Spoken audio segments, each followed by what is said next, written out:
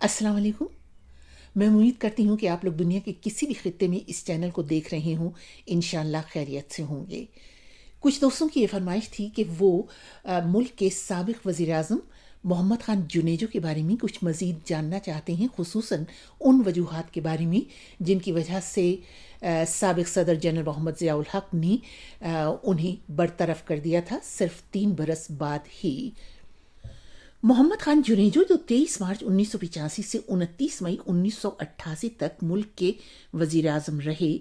General Zia जैसे आमिर के दौरे इख्तिदार में मोहम्मद ख़ान जुनेजो ने जैसे काम किया, उन्हें मुल्क की सियासी तारीख का एक खामोश मगर कद आवर सियासी लीडर कहा जाए तो गलत नहीं होगा। जुनेजो बज़ाहिर एक बेइख्तियार वज़ीर आज़म थे, मगर जैसे उन्होंने अपने कदम जमाने शुरू किए, उन्होंने साबित किया कि वो महज डिक्टेशन लेने वाले नहीं, बल्कि एक सादा सुलझे हुए एक तजर्बाकार और मुदब्बिर सियासतदान हैं। सदर ज़ियाउल हक़ को पहला धचका उस वक्त लगा जब उनके बहुत काबिल एतमाद साथी सेक्रेटरी इत्तलात जनरल मुजीबुर रहमान को बरतरफ कर दिया गया। सेक्रेटरी साहब ने वज़ीर आज़म जुनेजो की वज़ीर आज़म बनने के बाद वो पहली तकरीर रेडियो और टीवी से नशर नहीं होने दी थी, जिसमें उन्होंने कहा था कि मार्शल लॉ और सिविल हुकूमत साथ साथ नहीं चल सकते, मार्शल लॉ को जाना होगा। इसके बाद जनरल ज़िया की तरफ से किसी ऐलान और उनकी इजाज़त के बगैर ही जुनेजो साहब ने अपने आबाई शहर सांगड़ में अवामी इज्तिमा से खिताब करते हुए ये वादा कर लिया कि माशाअल्लाह इसी बरस उठा लिया जाएगा। इसके बाद आइन में 8वीं तरमीम जिस ताख़ीर और बहस और मुबाहिसे के बाद मंजूर हुई, वो भी जनरल ज़िया की तवक्कुआत के बिल्कुल बरक्स था। उन्होंने तो अपनी जानिब से एक रबड़ स्टैम्प असेंबली बनाई थी। उनका ख्याल था कि ये तरमीम एक दिन पेश की जाएगी और 2-3 दिन में मंजूर कर ली जाएगी। ये इस तरमीम में जनरल ज़ियाउल हक़ ने खुद ये तैयार करवाई थी और वो ये चाहते थे कि उनके जो तमाम मार्शल लॉ लाने और उसके बाद हुकूमत में रहने के गैर आईनी इक़दामात थे, उनकी तौसीक़ कर दी जाए। इसके अलावा उन्होंने जो हुदूद ऑर्डिनेंस वगैरह जारी किए थे और जो तौहीन मज़हब के जो कवानीन उन्होंने ख़ुद बनवाए थे, वो ये चाहते थे कि ये सब आइन का हिस्सा बन जाएं। ये 8वीं तरमीम, जिसे बिलाशुबा एक स्याह तरमीम कहना गलत नहीं होगा, लेकिन जनरल ज़ियाउल हक़ ने इस 8वीं तरमीम की मंजूरी को मार्शल लॉ उठाने से मशरूत कर दिया था, और मार्शल लॉ उठना उसी सूरत में मुमकिन था अगर असेंबलियाँ मौजूद रहती। रात 1:30 बजे कौमी असम्बली से खिताब करते हुए वज़ीर आज़म ने सरकारी पार्लिमानी ग्रुप और आज़ाद पार्लिमानी ग्रुप के दरमियान 8वें तरमीमी बिल पर समझौते का तारीखी ऐलान किया और कहा कि इस बिल की मंजूरी से मार्शल लॉ हमेशा के लिए उठाने की राह हमवार हो जाएगी। तो सियासी अमल को आगे बढ़ाने के लिए ये तरमीम शायद एक बहुत ही कड़वी गोली थी जो मोहम्मद ख़ान जुनेजो और उनकी हुकूमत को खानी पड़ी थी। और ये मैं बताती हूँ कि मंजूर कैसे हुई। ये तकरीबन अक्टूबर का बिल्कुल आखिरी दिन थे। मेरी उस दिन रेडियो पाकिस्तान में ड्यूटी थी। मैं 11 बजे की खबरें जब पढ़ के निकलने लगी तो हमें पता चला कि नहीं, अभी हमें इमारत के अंदर ही रहना है, क्योंकि शायद कोई एक आध और बुलेटिन अभी हो। और अफवाह ये थी कि अगर आज 8वीं तरमीम मंजूर ना हुई तो असेंबली तोड़ दी जाएगी। कुछ लोग जो असेंबली के अंदर मौजूद थे, जैसे बेगम आबदा हुसैन और ख़ुद ये जावेद हाशमी, इन लोगों ने बाद में ये बताया कि कोई रात के वक्त कोई निस्फ शब गुजरने के बाद शेख रशीद, जो मुसलसल कौमी असम्बली के रुकन भी हैं और वो वजारतों में भी रह चुके हैं, उन्होंने आकर जो वज़ीर आज़म जुनेजो हैं उनके कान में ये बताया कि टैंक और फौजी गाड़ियां असेंबली की तरफ बढ़ रही हैं। ये जो असेंबली थी, ये उस वक्त पुरानी असेंबली थी जो रेडियो पाकिस्तान की इमारत से बस चंद कदम ही दूर थी। لیکن ہمارے رپورٹرز کا یہ بتانا تھا کہ انہوں نے بالکل کوئی ٹینکس اور کوئی فوجی گاڑیاں اسمبلی کی جانب آتے ہوئے نہیں دیکھی تھی، جس کا واضح مطلب یہ تھا کہ اسمبلی توڑنے اور ٹینکوں کے اسمبلی کی طرف آنے کی خبر محض 8ویں ترمیم منظور کروانے کے لیے دباؤ کا ایک ہتھ کنڈا تھا جو شیخ رشید کے ذریعے اسمبلی میں اس کے بارے میں اطلاع پہنچوائی گئی۔ بہرحال یہ ترمیم شاید ایک بہت ہی کڑوی گولی تھی جو محمد خان جنیجو اور ان کی حکومت کو کھانی پڑی تھی۔ اس میں مارشل لا کے تمام غیر آئینی اور غیر قانونی اقدامات کی توثیق اور توہین مذہب جیسے قوانین منظور ہو گئے، مگر ان سیاہ بادلوں میں سورج کی ایک کرن اس وقت پھوٹی جب 30 دسمبر 1985 کو مارشل لا اٹھائے جانے کا اعلان کر دیا گیا۔ قومی اسمبلی میں وہ منظر قابل دید تھا۔ مجھے ان کے احساس جمہوریت پر پورا اعتماد ہے۔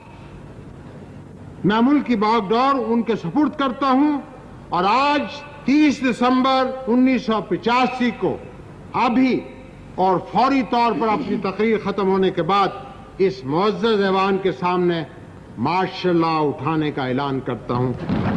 شکر اللہ۔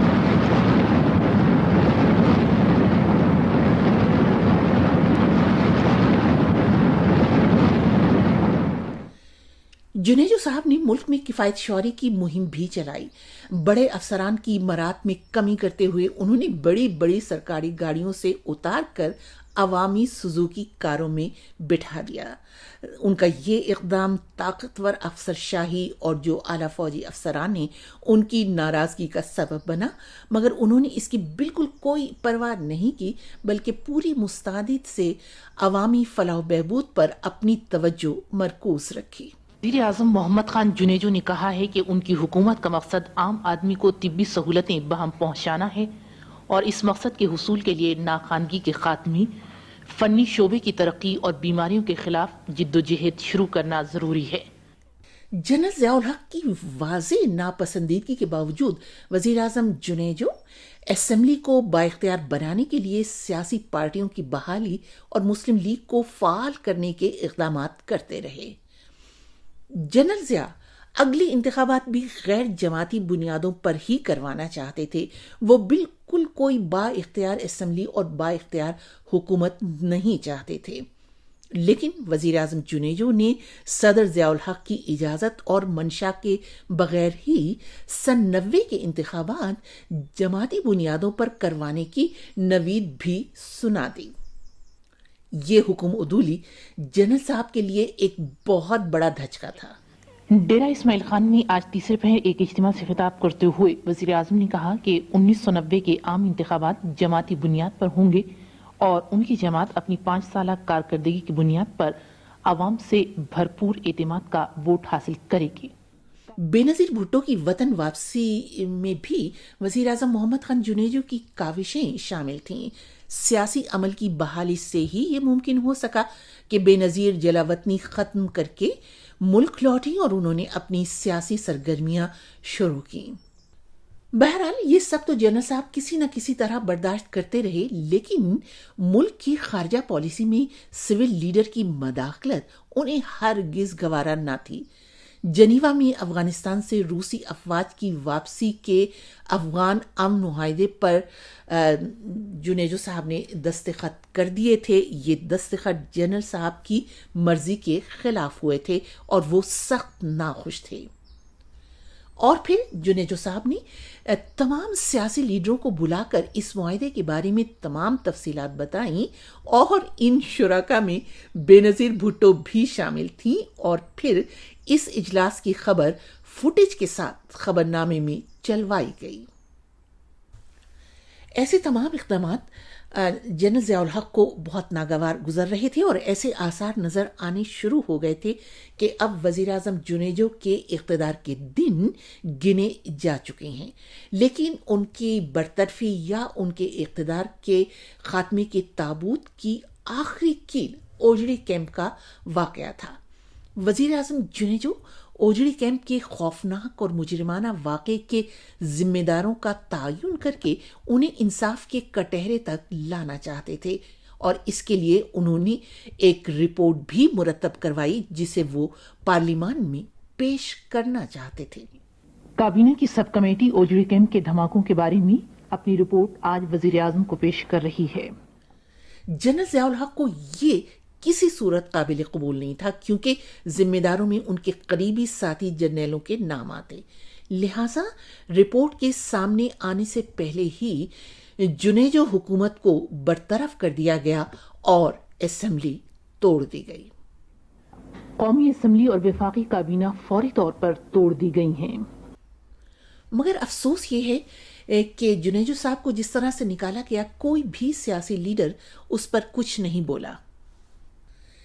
اس سب کے ساتھ ساتھ ایک المیہ یہ بھی ہوا کہ جب نومبر 1988 میں انتخابات ہوئے تو ایک مخلص تجربہ کار اور ایک اچھے سیاستدان سابق وزیر اعظم کو ان کے اپنے ہی حلقے سے کامیاب نہیں ہونے دیا گیا۔ محمد خان جنیجو 18 مارچ 1993 کو امریکہ کے ایک شہر بالٹیمور میں بہت خاموشی سے اس بے وفا اور بے انصاف دنیا سے منہ موڑ گئے، مگر اس خاموش سیاسی مجاہد پر آنسو بہانے والی آنکھیں بہت کم تھیں۔